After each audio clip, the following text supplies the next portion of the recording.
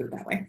Welcome to Stream 2, Sustaining Change, Session 1, Engaging Injustice Stories, where we have a panel of speakers including Dr. Deborah Norris, Dr. Diane Crocker, Meghan Gosse, and Sue Bookchin.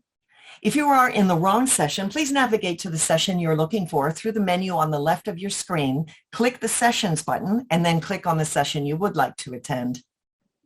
Dr. Deborah Norris is a professor in the Department of Family Studies and Gerontology at Mount St. Vincent University. Informed through her background in family science, critical theories, qualitative methodology, she teaches courses in family relations and research methods. Dr. Norris developed a course focusing on family violence across the life course that has been taught for the past 25 years to undergraduate and graduate students. She has supervised over 20 MA students to completion over the course of her career.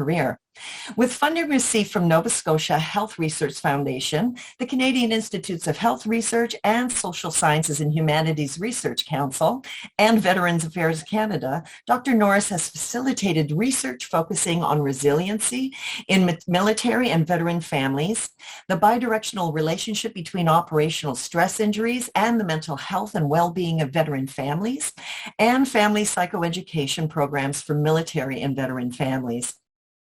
She is also a collaborator on the Injustice Project, a study led by Dr. Crocker, which explores first voice experiences with the justice system of survivors of intimate partner violence.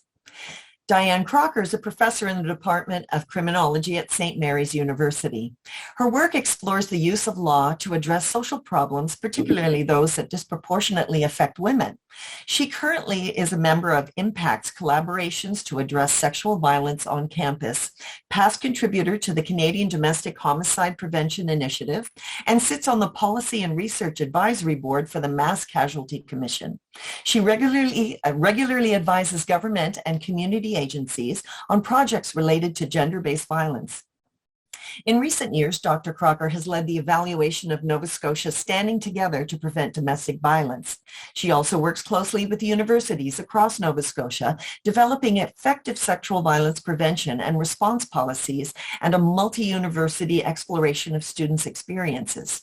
Her recent book, Violence Interrupted, co-edited with Joanne Miniker and Amanda Nayland, provides a collection of essays about research related to campus sexual violence in Canada. Meghan Gosse is a SSHRC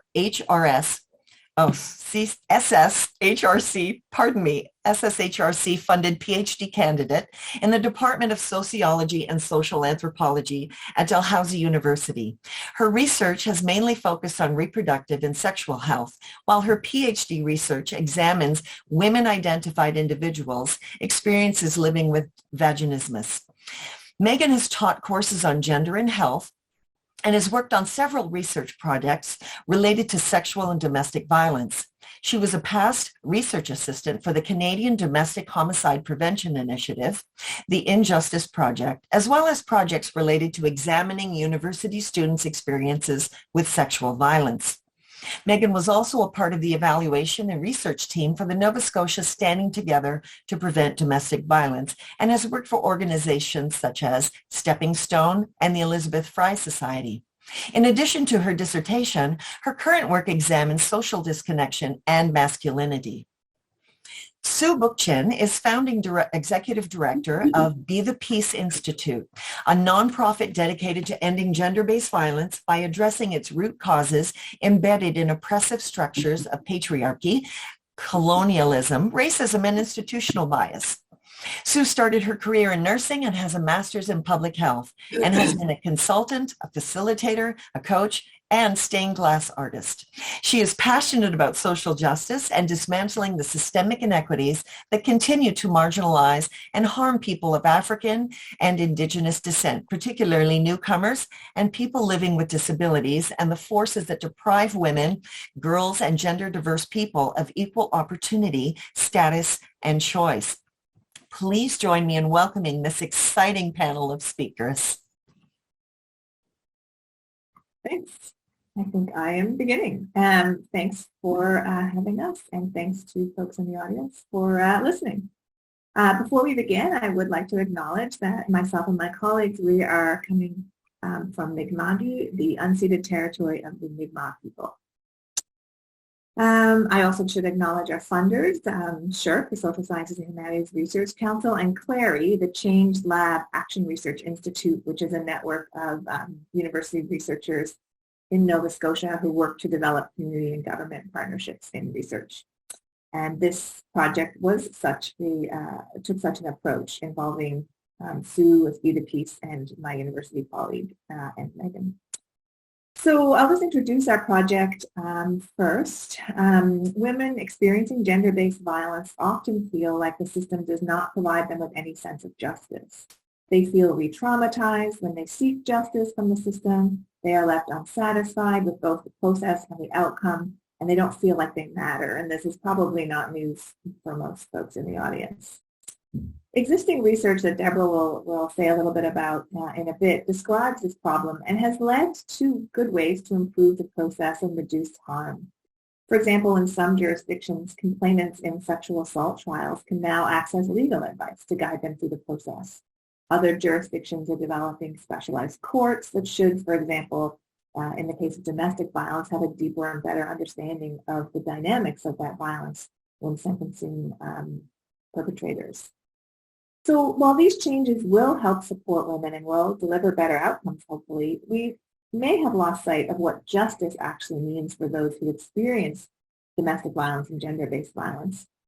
And it may be that changing the system without understanding what women value about justice will not actually reduce dissatisfaction, secondary traumatization, or the sense of disrespect that women feel when using the criminal system. So our research project focused on values rather than identifying gaps and deficiencies in the system from a first voice perspective. So here on the slide, we have our research questions and our goals and objectives. So our research questions were, we wanted to explore what justice looks like for those who experience gender-based violence. We wanted to explore what justice values should underpin processes or outcomes excuse me, for gender-based violence victims to experience them as just, so looking at principles and values rather than just processes and policies. And then we wanted to ask, how can an improved understanding of victims' sense of justice motivate effective system change? So to answer those questions, our overall goal was to tease out these justice values from our research participants. And we did this by gathering experiences and stories from women-identified individuals who have experienced various forms of gender-based violence. And we explored their experiences seeking justice. We had a second step where we invited victims, survivors, and service providers to help us understand what about their stories would tell us about these justice values. So I'm going to pass over to Deborah, who will give us a little background on some of the research literature that underpins the project. Thank you, Diane. So as is the case with projects like this, we did a pretty intensive literature review, focusing on the research on justice seeking. 4 major themes emerged from this review, and a number of sub-themes were clustered under each of the major themes, which is all outlined for you here on this slide.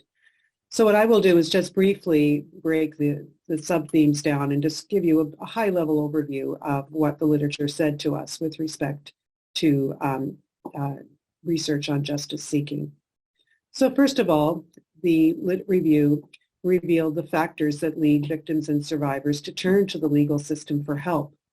And one of the sub-themes emerging from this area of research focused on the severity of violence, indicating that those experiencing more severe levels of gender-based violence are most likely to seek help, but they are less likely to seek help if they fear retaliation. Secondly, the level of injury emerged as a major sub-theme, indicating that those who experience more severe injuries are most likely to want their case to go to trial. And finally, the desire for safety emerged. Research shows that some people who experience gender-based violence will not want to seek prosecution if they can be kept physically safe. The second major theme focused on the descriptions offered by victims and survivors about their experiences with the legal system. Most prominent within this major theme was the sub-theme focusing on the lack of control, choice, or say.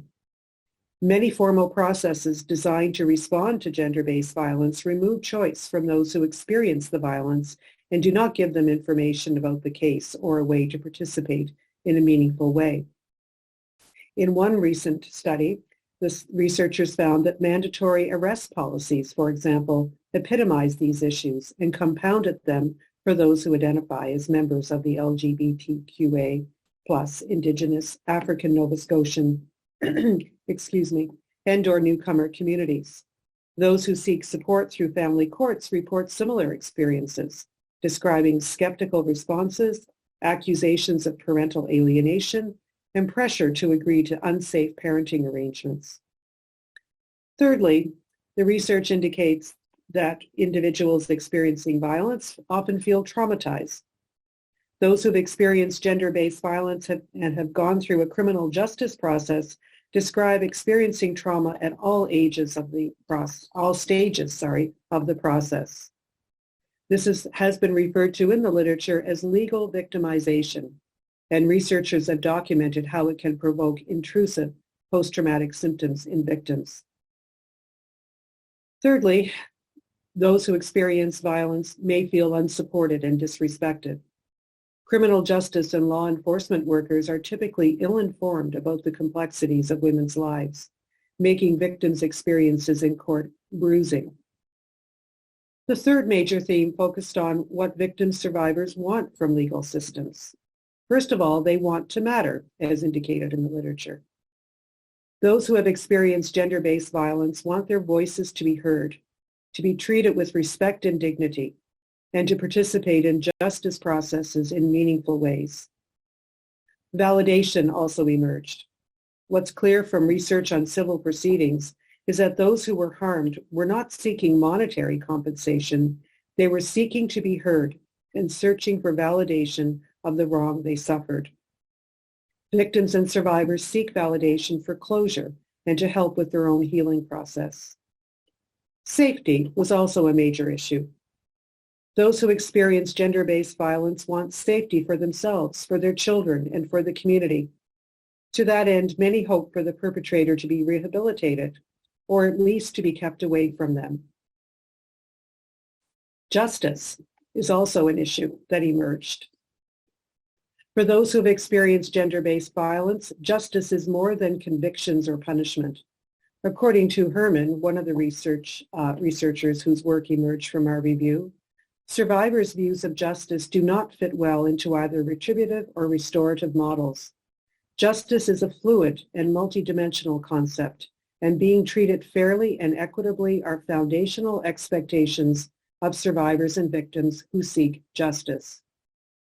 Finally, the fourth major theme that emerged from our review focused on what kind of support is actually helpful.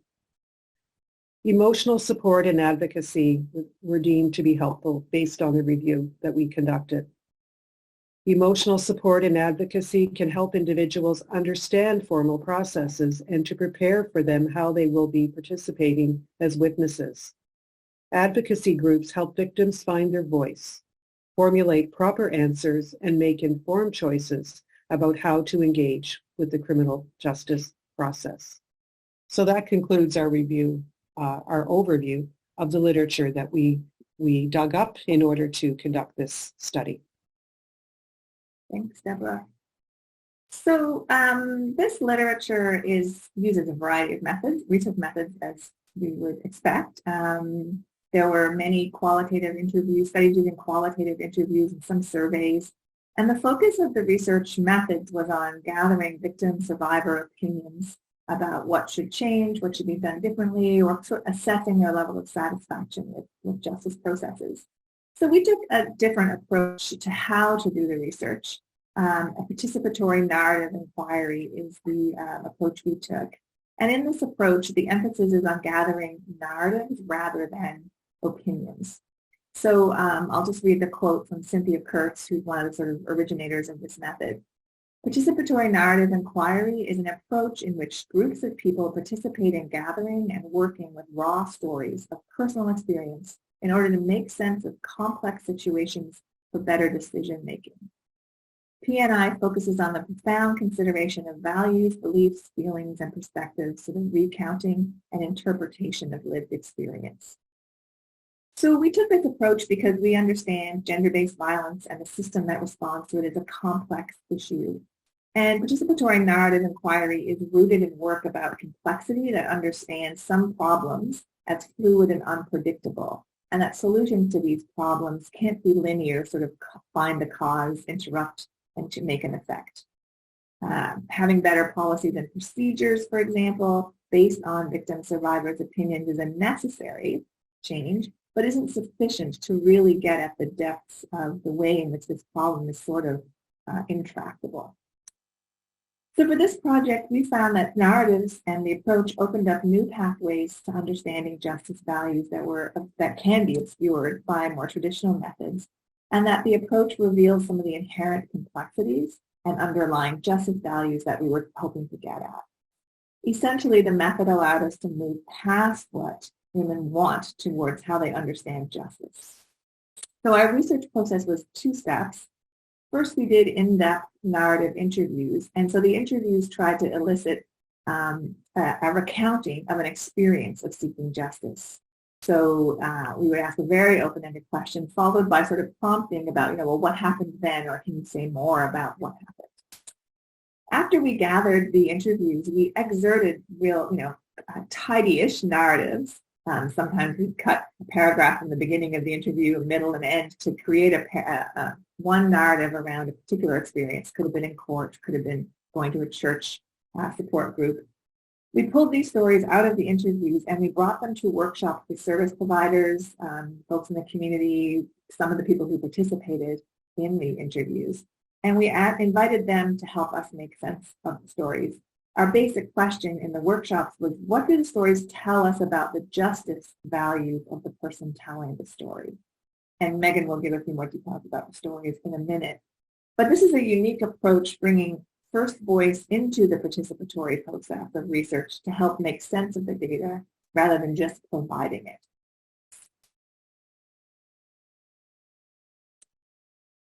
So over to Meghan, who will describe some of the justice-seeking experiences. Thanks, Diane. So many of the women we interviewed had experienced abuse over many years. And these experiences were typically not one-offs, but had occurred throughout different relationships during their lifetime. In most cases, the perpetrators were known to them and often included intimate partners such as husbands, boyfriends, and ex-partners. When the perpetrator was not an intimate partner of the woman, they were either colleagues, bosses, and others who were in positions of authority. In some cases, the women had professional ties with their abusers, some of whom worked in the healthcare system, others who worked in the criminal justice system or the education system. Now, while the primary goal of this research was to explore women's justice-seeking experiences, we note that these experiences often left a legacy of pain and suffering among the women we interviewed.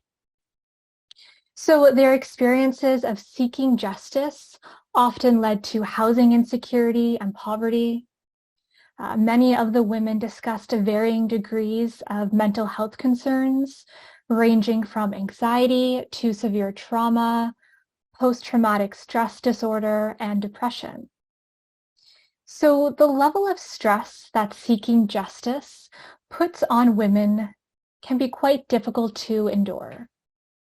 And while some of the stress was caused by the violence experienced, of course, women also described the trauma and the stress associated with seeking justice or trying to get the system to help them in some way.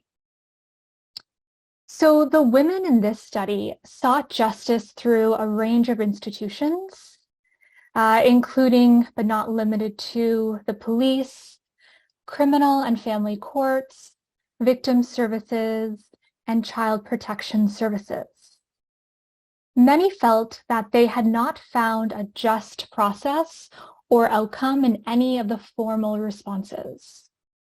What was very clear from the experiences of the women in our research was that having even one person in the system who really believes you and takes the violence you experienced seriously is critical, and it can really shape the entire justice-seeking journey. This one person often validated and affirmed the experiences and feelings of the women we interviewed, and they also can act as sort of a conduit to resolving other injustices. However, this was not the experience for many of the women in this study. In fact, stumbling upon this person was seen as more of luck of the draw, and it was not reliable, predictable, nor the norm. So participants' experiences with system actors echoed what other researchers have found, which is that many of the women sought support and help from the system, and more often than not, they felt not only let down, but also further harmed and traumatized. This was due to women being deterred from pursuing charges, being told that reporting their abuse was not in their best interest, being made to feel responsible for their own safety, and the list continues. So our research shows that the process of justice seeking places a large burden on the victim survivor of gender-based violence. On the other hand, when women had positive experiences in their justice seeking journeys, oftentimes they felt believed and that their concerns were actually taken seriously. And they were often met with knowledgeable, kind, and understanding system actors and support staff who tended to be both responsive and validating while treating the victim survivor with kindness and dignity. So sometimes it takes so little to make such a huge difference for people. So as Diane has already touched on briefly, we invited different service providers working in the field of gender-based violence in some capacity, along with those who have experienced gender-based violence, to come together for an online workshop. It was during COVID. And basically what we wanted to do was we wanted help to sort of make sense of what we heard in our interviews with women. So we identified 48 discrete stories related to justice-seeking experiences from the interviews. And these stories often described a specific encounter with a police or a service provider or an informal support of some kind. So participants came together and identified the topics of these stories and answered the question, what is this story about? Now, this word cloud here on the screen contains the answers identified by workshop participants to describe what the stories were about. The larger the word, the more often it was used. So, as we note here, the words injustice, support, and responsibility were most commonly used by the workshop participants to describe what the stories were about. So the stories that were about injustice largely included experiences where women were not believed, when help was too late to come, or when they tried to get help and they were turned away, as was the case with this injustice story excerpt where a woman felt that she did not actually matter and where the system imperatives took precedence over her own needs. Now, for the support stories, these often included deliberate decisions that were made to address women's individual needs and an active process characterized by reciprocity between the victim survivor and the support person. So it could be as simple as giving the victim survivor a non-judgmental space to tell her story fully, for example. Importantly, support came from a large range of places, including victim services and community groups, but it typically involved giving the person what they personally identified as what they needed most in that moment. and support was driven by individual need rather than system need. So having someone in a position of authority really hear and acknowledge what happened is critical. Finally, the responsibility stories tended to describe the overwhelming burden of reporting and going through court proceedings with multiple personnel in different systems.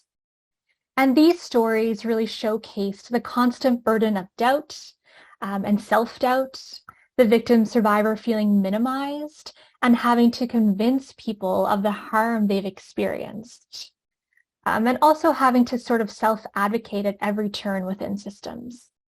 In some cases, the victim survivors felt responsible for their own safety and for ensuring that the abuser could not harm others, which is a burden that no one should have to carry.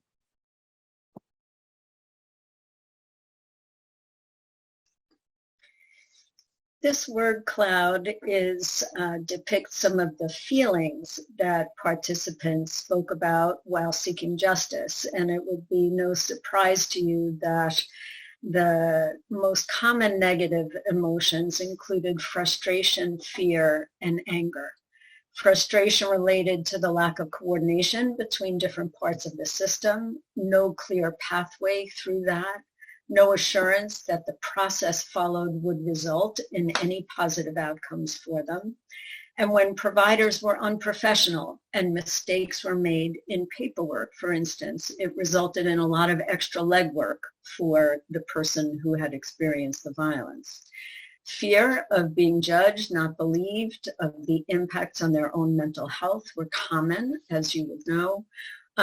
People spoke of an undercurrent of fear that using the system is not a good choice because as soon as you enter the system takes over and you are stripped of any options, choices, or agency over the processes that follow. People were nervous about the unknown. They were fearful about being asked to give statements and having to face their perpetrators in court. Anger arose from gaslighting that they sensed, that they felt treated with suspicion as if they were the criminals. And so interesting, the shocking realization at how little they mattered to the people in the systems that are supposed to help and protect them.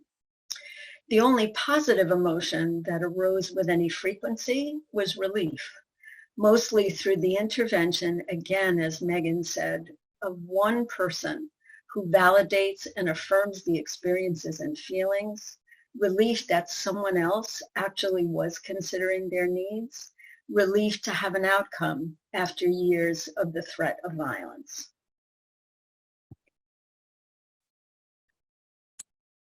So our core question is what does justice look like? And this is one way we try to tease that out of some of our workshops. So in our workshops, every anecdote, all 48 had a number, and we created a graph on a wall and invited participants to put a sticky note with the number, with their story number on the graph. And the graph shows the intersection of respect and fairness. Those are two basic elements of justice. So you can see the distribution of the stories, and of course you can see a large cluster in the corner indicating a low level of fairness and a low level of respect, and very few in the top right corner, which would indicate a high level of respect and high level of fairness. We didn't actually give a definition of respect and fairness to our participants, so this is a very inductive process where they read the story, took a number, and set it on the board. So our observations here are obviously more of the stories are negative than positive, but also that more of the stories illustrate more fairness than respect. It looks like it's easier for the system to be fair than respectful. So it tells us something about what the system finds easier to do. And this may relate to legal ideas around procedural fairness being sort of a preoccupation of the legal system. We zoomed in on the clusters of stories to look at what they may have in common depending on where they landed on the graph. And the stories that were high in both respect and fairness did exemplify some of the themes that my colleagues have already shared around finding one helpful person, finding someone who could do something or could even just validate the experience. The stories high in respect, which seems to be distinguished somewhat from fairness, seem to relate to validation. So being validated, believed, being felt, understood, really is an indicator of respect, at least in the opinion of the folks who quoted these stories. The stories that were lowest in fairness and respect in that bottom corner involved stories of feeling lied to, not being helped, the system making mistakes, being left alone to figure it all out. Again, themes that Meghan had mentioned earlier. So this kind of tells us a little bit about, it tells a little bit about the distribution. It tells us a little bit around fairness being sort of an easier path for the system. And it also tells us that validation is where you might find the respect. So if we wanted to shift this graph to see more respect, we would need to see system players being more respectful in the ways that were meaningful to women. So with all that, I'll just turn over to Sue now, who'll kind of tie things up around options for justice, given what we've learned. Thanks, Diane. As one participant in our research noted, justice is not a straight line, and yet justice processes proceed as though it is. In the research, Terweel said the criminal legal system cannot easily address the complex nuances of relational and family dynamics, nor, ironically, the complex concept of justice for survivors, one of the main reasons for our motivations for our research. Support and agency is often framed as something survivors want and need to make the experience better. So we tend to focus our efforts on new roles like navigators and procedures for input on decisions like victim impact statements. But while those terms, as they are commonly understood, may make the experience less negative, they are not in themselves sufficient to constitute justice as defined by the participants. The support, validation, and agency our research unearthed has less to do with new roles, therapists, navigators, but about the individual encounters along the way, when the humans understood and responded to their individual needs versus what the system requires, when the relational experience validated them and their experiences of harm, when the autonomy that preserves one's integrity in making decisions for oneself is possible. These are the necessary conditions for justice to be seen and experienced. We also heard from survivors that justice is distinct from outcomes. So we might think that having a conviction as an outcome would be construed as delivering better justice. But regardless of the legal outcome, without the support, validation, and agency in the process, as these people describe them, the experience is quite simply not just. And on the next slide, this notion of human-centered versus system-centered is an important dimension for us here in Nova Scotia, excuse me, in the government's approaches and responses to social needs. This arose from the Nova Scotia Inquiry on the Home for Colored Children in 2019, which you can find easily online. And in the report, it stated that our system of care, as it has been broadly understood, includes those formal and informal networks, systems, structures, agencies, organizations, and institutions for the care and well-being of individuals, groups, and communities is generally oriented by the logic and demands of systems, not humans. Yet, turning support, validation, and agency into justice suggests that the system needs to sweat the small stuff, the human-to-human responses. It needs to reward the relational, that system players are also human and face their own kind of moral distress in the rigidity of the systems. That systems are comprised of patterns of behaviors and decisions, and the humans in the system can change these and ground them in justice values. We can shift our attention to what serves the humans and not what serves the systems, and responses that offer respect, dignity, and validation are low-cost options. Our existing legal structures appear to actually obstruct the support, validation, and agency as defined by the research participants.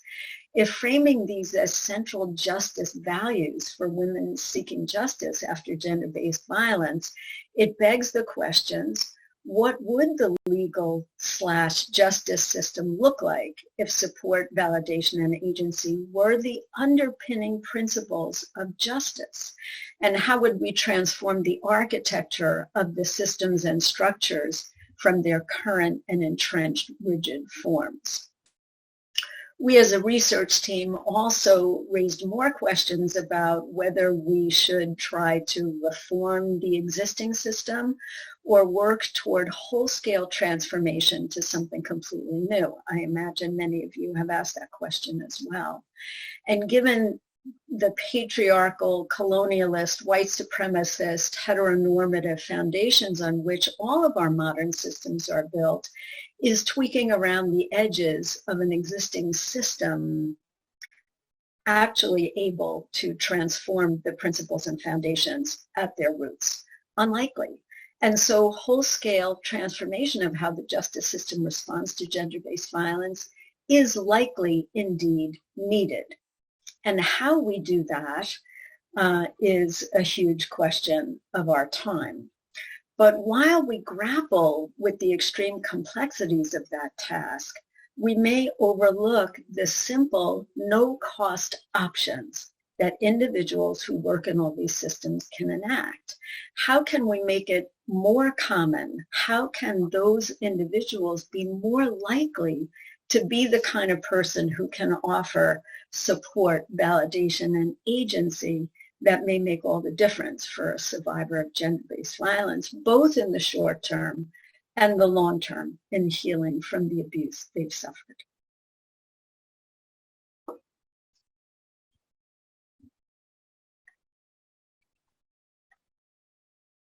So in conclusion, we would like to pose 4 questions for your consideration. These questions are outlined on this slide, and they include, did you see anything unusual or surprising in our findings? Is there anything about the method that intrigues you, the participatory narrative inquiry method? What small changes in the system might make it more human-centered? And how can the system start rewarding human-centered dynamics? If you would like to read the full report, the URL is noted on the slide. You can find it from 2 different places, from the Clary website as well as from the Be the Peace website. Or you can Google Voices of Women, Experiences of Justice through Clary. So thank you very much. Thank you to this amazing panel. That was a very informative session, very eye-opening to me personally. And I want to remind everyone who's attending this session that they can ask questions of this panel by directing their questions into the chat at the bottom of the viewing screen. So if anyone has questions, feel free to type them now. I wanted to, while we're waiting for some questions to come in, comment on a couple of things. Meghan, when you were talking about the justice-seeking experiences, there was one line that said, one of the positive experiences was that sometimes they bent the rules a bit to serve women's needs better. That just blew my mind, because if we have to bend the rules to meet their needs, then we need to change the rules, really. Mm-hmm. Or are these rules unchangeable? Because I don't know, the exact situation, but is that one of the things that could be more, I guess, customized for this particular situation? Mm-hmm. Yeah, absolutely. That's a great question. If we have to bend the rules, are the rules really working? Mm-hmm. And we know that they're not. And so we saw that quite often with that sort of one person who really helped victim survivors of gender-based violence, bending those rules, doing extra and above to get the care and support and resources that are needed, whether it is contacting someone personally at a police station who is sort of well-versed in gender-based violence to take a victim survivor's testimony or story about what happened. But we saw that quite often. And yeah, I think that's really important to consider here is, if we have to bend the rules, what's the purpose of them? Exactly. And Diane and Sue, this can go to either of you or anyone on the panel. I was looking at that fairness and respect graph, and even though, the fairness was better than respect, they both were pretty low.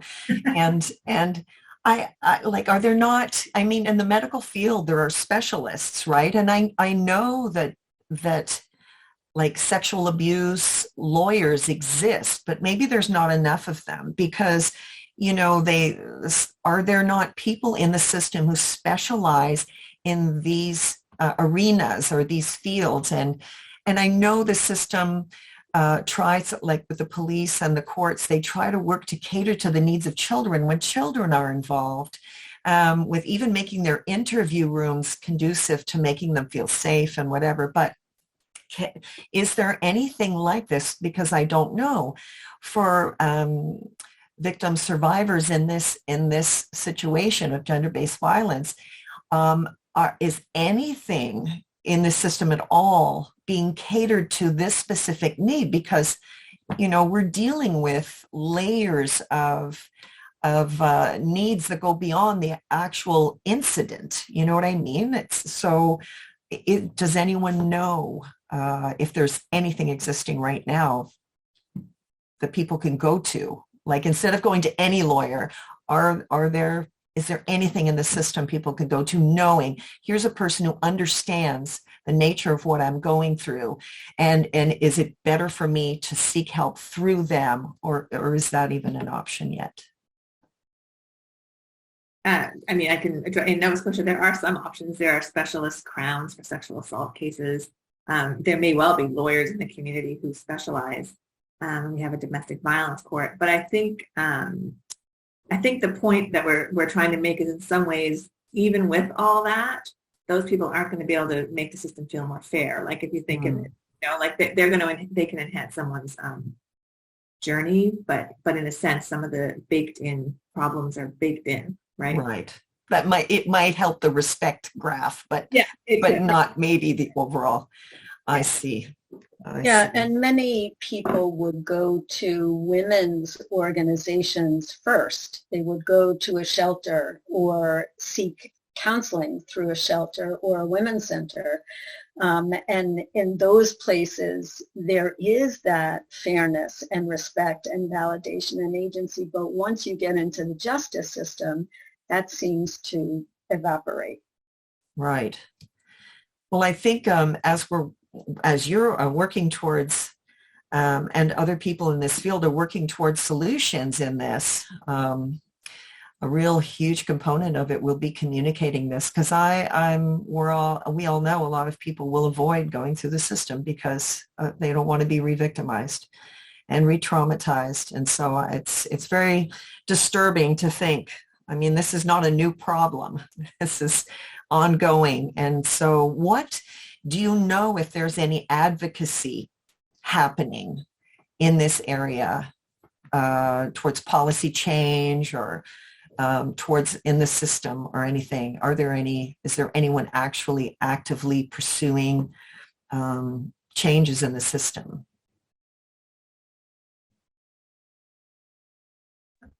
Well, I think many people are. And in different ways. I think the distinction that we discovered in this research is that we may be trying to make those changes that will not actually affect the experience that something has been just. And so the programs, domestic violence courts, specialized crowns, independent legal advice, are all avenues that people are trying, but this research adds another dimension of what is it that actually defines justice for people, and maybe those are the places where we need to be making those inroads. others. Would you agree with that? Certainly, yeah. And someone in the Q&A mentioned Cura's Law, which I believe is around training for judges around domestic violence. Correct me if I'm wrong. Yeah, And no. I also... Okay, go on. I see someone is curious about if we recommend any training for individuals who support those who have experienced violence and are engaged in the justice process as well. Yeah, I mean, I think we have two things. On the one hand, we're saying we can train everybody and it won't have the big effect to shift the justice values of the system to align with the people. But on the other hand, one person can make a difference. So in that case, the training can matter, right?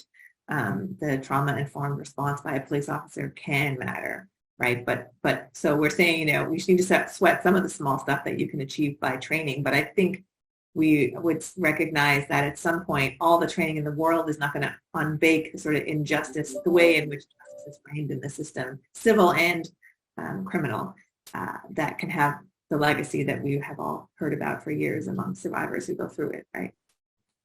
Now, there are attempts. So in Nova Scotia, the Department of Justice has recently redesigned the training that they offer to a whole range of first responders and other service providers in government, in policing. And our organization, Be the Peace Institute, has been part of that effort to redesign it. And this shift from system-centered to human-centered is part of that, because the system provides a one-size-fits-all approach. So here's the process, and we put people through it in various ways. And how can we actually, as humans ourselves who work in these systems, bring a different worldview to what we can do for the people who come to us?